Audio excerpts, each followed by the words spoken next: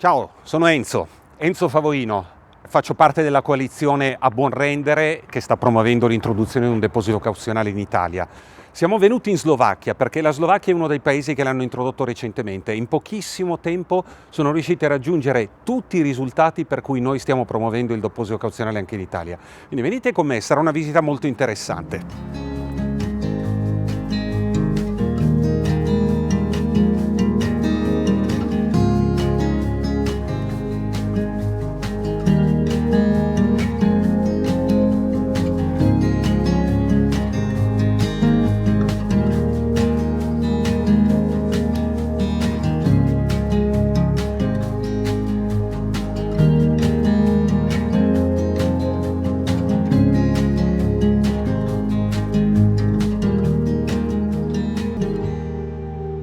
Dal gennaio 2022 è in vigore un sistema di deposito cauzionale per i contenitori di bevande. Quando il consumatore acquista una bevanda, viene aggiunto un piccolo sovrapprezzo a titolo di cauzione o deposito. L'importo, tra i 15 e i 25 centesimi di euro, gli viene interamente restituito quando riporta il contenitore presso un punto di restituzione, generalmente presso un rivenditore di bevande. Gli imballaggi vengono da lì prelevati ed inviati presso un centro di smistamento dove vengono conteggiati, compattati in balle ed inviati ai riciclatori che li trasformano in nuovi contenitori come materia prima seconda. Siamo ospiti da una famiglia di Bratislava, una famiglia mezza italiana, mezza slovacca.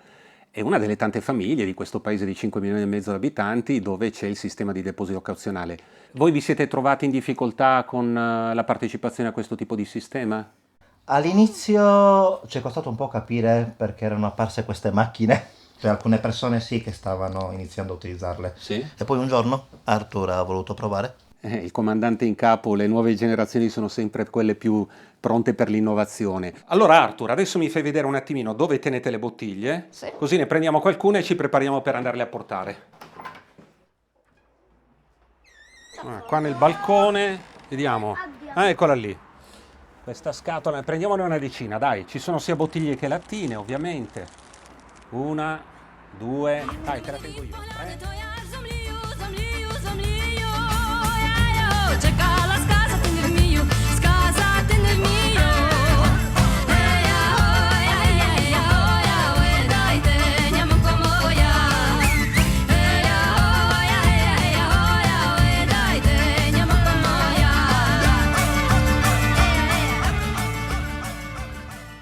Adesso mi fai vedere un attimino come metti le bottiglie nella macchinetta, eh? D'accordo.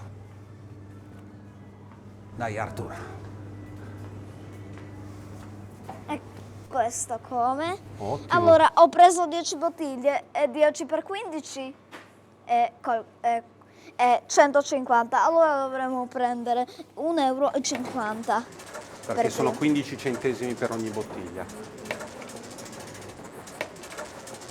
Ha funzionato, 1,50. Bene, adesso... stai richiedendo il buono. Fai vedere la preda? Fai vedere i soldini? Vedere? Ah, che belli, va.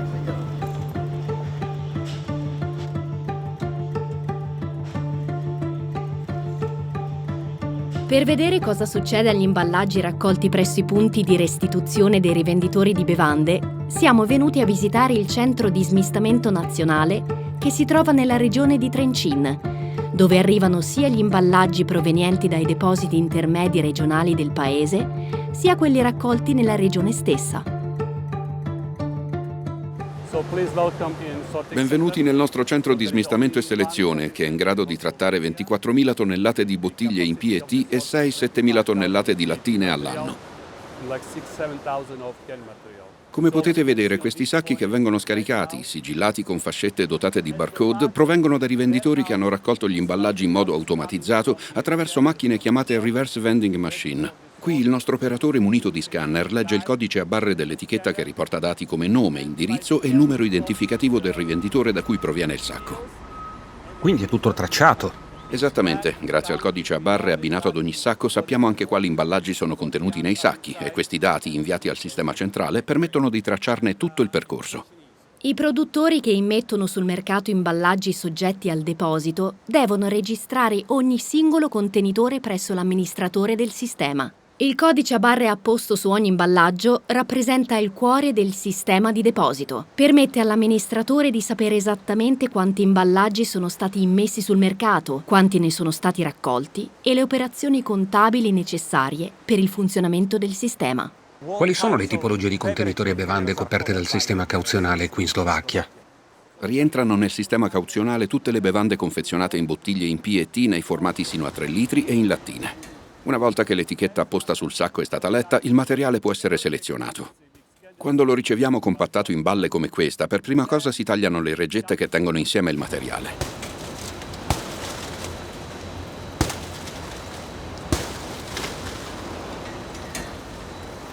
Ecco la parte dell'impianto chiamata bale opener, dove i cavi in acciaio o plastica vengono tagliati e le bottiglie vengono trasportate dal nastro verso la fase successiva di vagliatura e selezione per colore.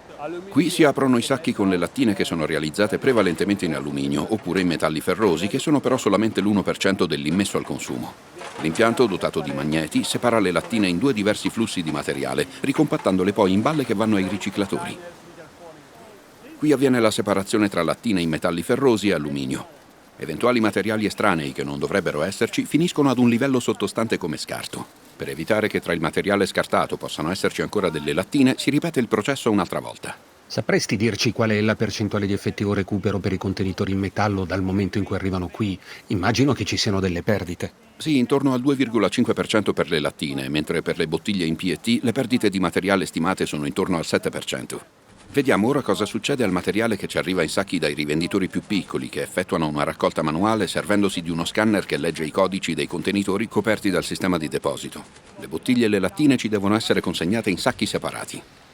I sacchi contenenti quantità predefinite di contenitori vengono sigillati dai rivenditori con speciali etichette ricevute dall'amministratore del sistema, che gestisce anche la logistica di ritorno. Una volta arrivati al centro di smistamento, l'operatore scannerizza l'etichetta del sacco e versa il contenuto nella macchina. La lettura automatica dei codici permette di contare gli imballaggi e imputarli al rivenditore di appartenenza. L'amministratore centrale riceve i dati e accredita in breve tempo il deposito al rivenditore, insieme ad una commissione di gestione per ogni imballaggio che ha raccolto, a compensazione del suo lavoro.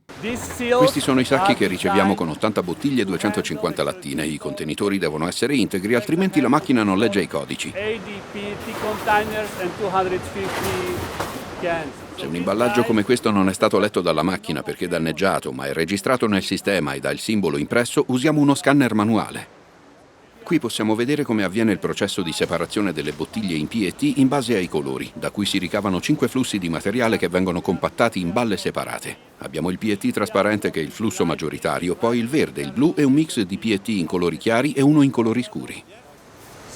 Qual è la capacità produttiva delle vostre linee? Possiamo gestire circa 4,5 tonnellate di bottiglie e 2,5 tonnellate di lattine per ora, che significa selezionare in un giorno 90-100 tonnellate di PET e 30 tonnellate di lattine. Nell'alta stagione arriviamo a 2000 tonnellate al mese. Ma il nostro impianto, lavorando su turni di 7 giorni, può arrivare anche a 29.000 tonnellate di PET e 9.000 tonnellate di lattine all'anno. Nei sistemi di raccolta differenziata si può arrivare ad intercettare anche il 60% delle bottiglie in PET, ma c'è un problema di qualità e di perdita di materiale. Quello che arriva qui è un materiale praticamente già selezionato. Noi verifichiamo che ogni contenitore registrato nel sistema arrivato sin qui sia tutto idoneo al riciclo.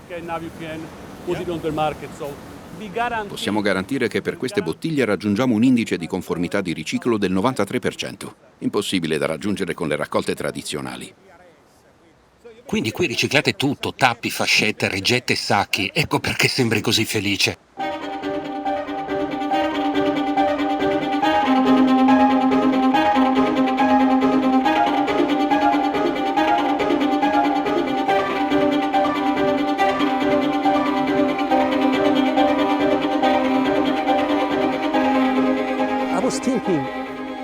Stavo pensando all'effetto che un sistema cauzionale ha nella quasi totale sparizione di questi imballaggi nell'ambiente. Quanto è importante in Slovacchia questo aspetto? È molto importante e posso confermare da pescatore che passa molto tempo in natura che prima che arrivasse il sistema di deposito, laghi e fiumi erano pieni di plastica e imballaggi ora spariti. Così ora puoi dunque pescare pesce e non bottiglie. Già, ci sono benefici per tutti. Siamo andati con il responsabile comunicazione di Naturpack, organizzazione che si occupa di finanziare la raccolta differenziata degli imballaggi non coperti dal sistema di deposito, per verificare se bottiglie e lattine coperte dal sistema cauzionale si trovano nei cassonetti della raccolta differenziata. Qui abbiamo alcune bottiglie in plastica contenenti olio e aceto che non sono coperte dal sistema e c'è una lattina che proviene dall'Austria, riciclabile ma non riscattabile nel sistema.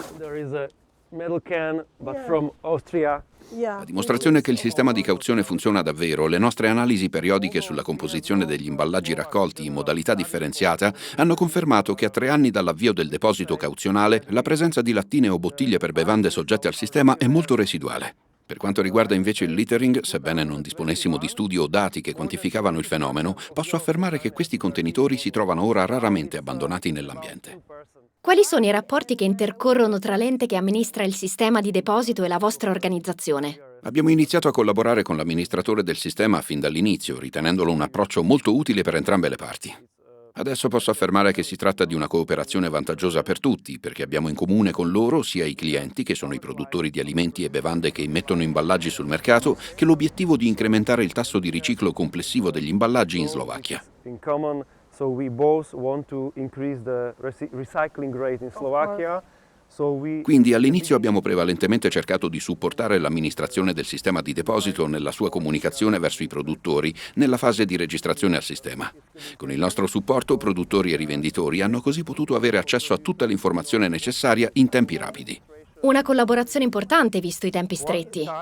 Sì, estremamente, credo i più stretti in Europa e forse nel mondo. È stato pertanto necessario agire velocemente. Da quando il sistema di deposito è in vigore, abbiamo in Slovacchia 2 sistemi paralleli e complementari che si occupano dell'avvio a riciclo degli imballaggi e collaboriamo nell'organizzazione di attività didattiche e di sensibilizzazione del pubblico. L'obiettivo è quello di educare le persone a comportarsi responsabilmente con tutti gli imballaggi, sia di quelli di cui si occupa Naturpack che delle lattine e bottiglie per bevande gestite invece dall'amministratore del sistema cauzionale.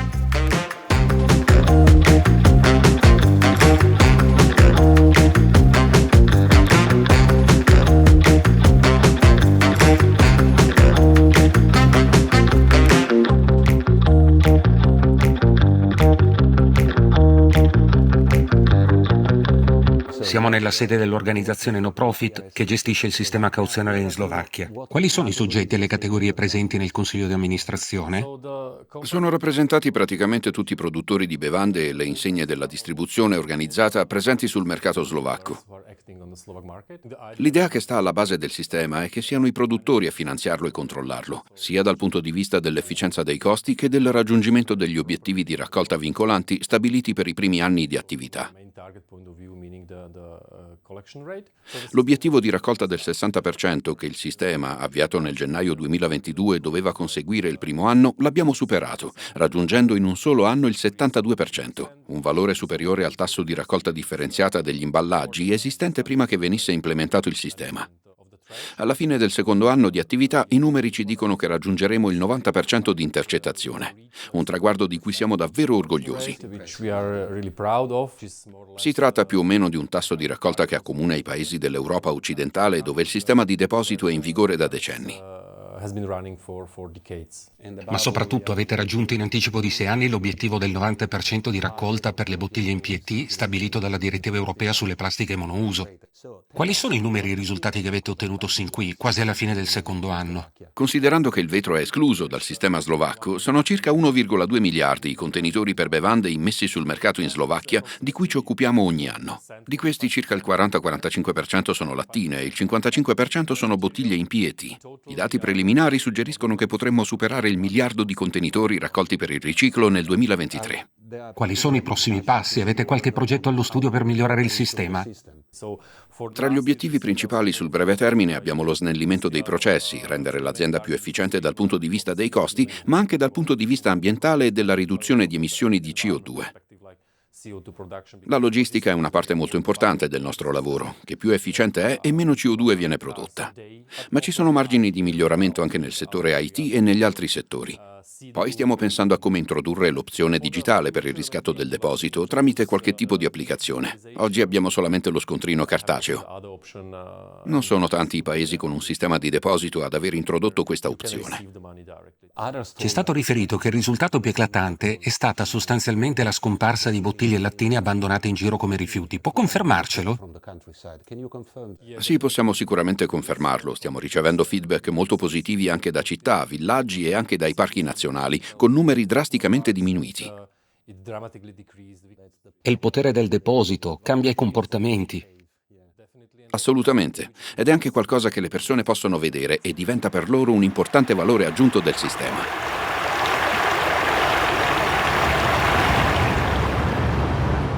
La grande distribuzione e i rivenditori di bevande giocano un ruolo importante nel sistema, gestendo i punti di restituzione dei contenitori e il rimborso del deposito.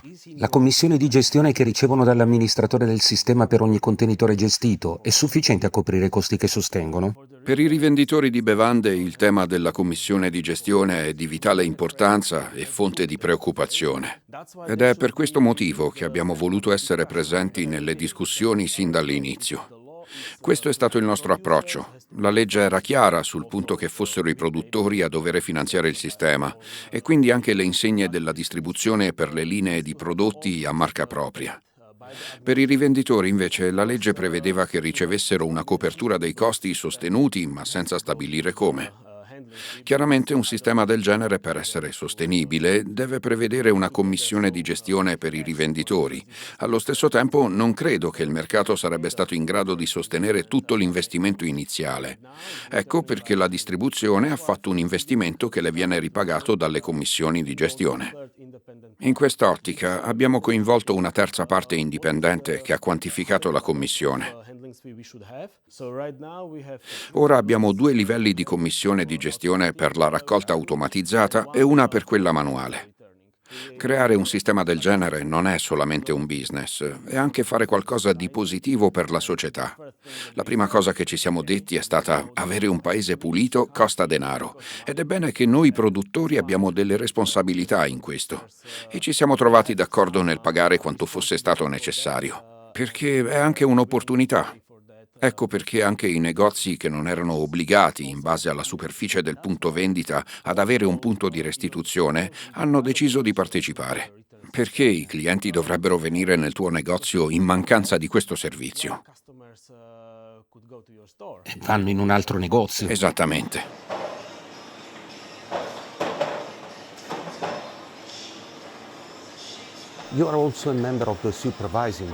Come Coca-Cola HBC sedete nell'organo di controllo dell'amministratore del sistema. Tornereste al sistema precedente oppure cambiereste qualcosa? Ovviamente no. Il sistema di deposito funziona abbastanza bene in Slovacchia e siamo molto soddisfatti su quanto è stato realizzato e quanto ci ha portato come azienda. Cosa vorresti eventualmente cambiare? Dovendo introdurre il sistema in un altro paese, concederei almeno 1 anno e mezzo di tempo perché possa essere svolto il lavoro preparatorio. Il sistema slovacco vi sta aiutando a raggiungere come produttori l'obiettivo di contenuto minimo di riciclato per le bottiglie, previsto dalla direttiva sulle plastiche monouso, pari al 25% al 2025 e 30% al 2030? Sì, ed è possibile grazie all'unicità del sistema slovacco, che è tra i pochissimi sistemi di deposito in Europa a consentire ai produttori di avere un accesso prioritario ai materiali raccolti per una quota pari al loro immesso al mercato. Quota che possono riacquistare se ne garantiscono il riciclo in altre bottiglie ad uso alimentare. Il riciclo e la circolarità sono stati i parametri chiave che volevamo raggiungere e a cui ci siamo ispirati nello sviluppo del sistema. Ora noi, come Coca-Cola, stiamo acquistando quasi tutto il PET che mettiamo sul mercato slovacco e lo utilizziamo per produrre bottiglie d'acqua con PET riciclato al 100% nella Repubblica Ceca.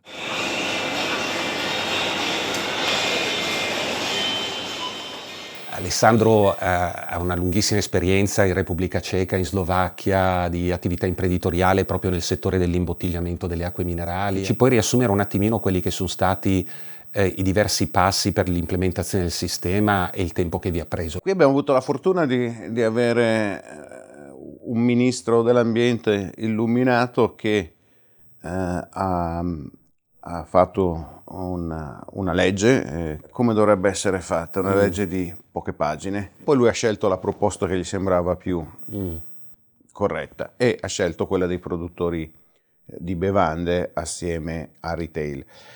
Quindi diciamo che abbiamo avuto la libertà di poter disegnare un sistema votato alla massima efficienza e alla massima circolarità, cosa che si sta dimostrando vera. Il sistema slovacco è l'ennesimo sistema che in 2 anni ha raggiunto il 90% di raccolta, quindi al di là del rollout, che naturalmente va studiato con cura, comunque una decisione permetterebbe di godere dei risultati 1, 2, 3 anni prima. C'è una peculiarità del sistema slovacco che tu raccomanderesti particolarmente per l'implementazione del sistema in altri paesi?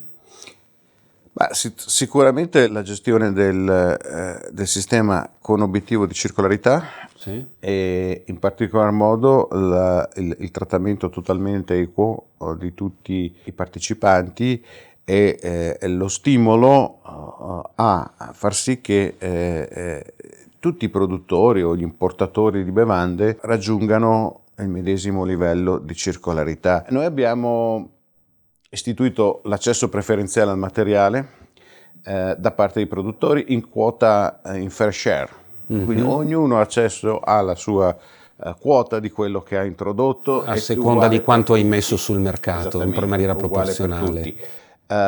Questo accesso viene con delle regole, però il materiale deve essere riciclato food grade e non può essere rivenduto. Sì. Non è che ci possiamo fare del business, sì, certo, sulla circolarità, lo possiamo riutilizzare solo nella nostra stessa produzione, che vuol dire circolarità. E quindi non va a fare filato nella fast fashion. No. Un'altra domanda che mi interessa tantissimo è se ci puoi dare un'idea anche approssimativa del costo di investimento per l'attivazione del sistema. Ci sono 2 tipi di costi. Il costo dell'operatore, che è il costo relativo all'installazione di un sistema di gestione, il costo relativo agli investimenti per il sorting center, e poi ci sono invece i costi più relativi al retail, che sono quelli dell'installazione delle reverse vending machine.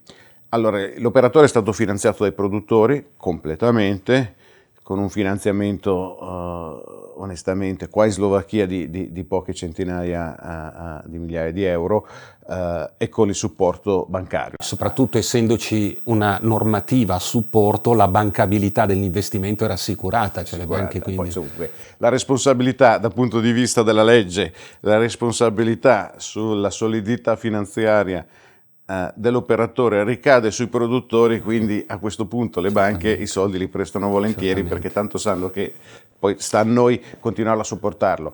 Poi ovviamente c'è l'investimento da parte del retail. Quelle sono comunque coperte dalle commissioni di gestione che voi riconoscete a loro per l'impegno nel sistema. In relazione al dibattito che noi abbiamo attualmente in Italia, una delle argomentazioni principali è: ma poi lo Stato deve spendere troppo per l'implementazione del sistema di deposito occasionale. Non è mai previsto in nessun sistema di DRS nessun costo aggiuntivo per lo Stato, né tantomeno per i cittadini. Il sistema si basa su un concetto molto semplice: paga chi non si comporta bene. Esatto. Chi non riporta la bottiglia e quindi perde il deposito, paga per quelli che si comportano bene. Quindi non solo non costa nulla, ma non ci dovrebbe essere nessun impatto neanche sulla raccolta del resto, ammesso e non concesso che la raccolta del resto sia fatta giusta e tutti paghino quello che dovrebbero pagare. Ti chiedo un'ultima cosa, perché l'altro elemento che viene addotto da chi si contrappone all'introduzione di un sistema di deposito cauzionale in Italia è che poi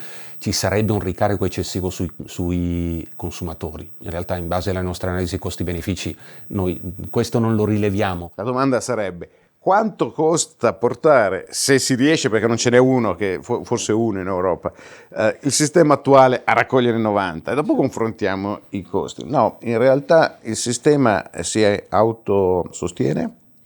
Grazie al contributo ambientale pagato dai produttori per ogni contenitore immesso al consumo, alla vendita di materiali e ai depositi non riscossi dai consumatori. La sostenibilità è evidente.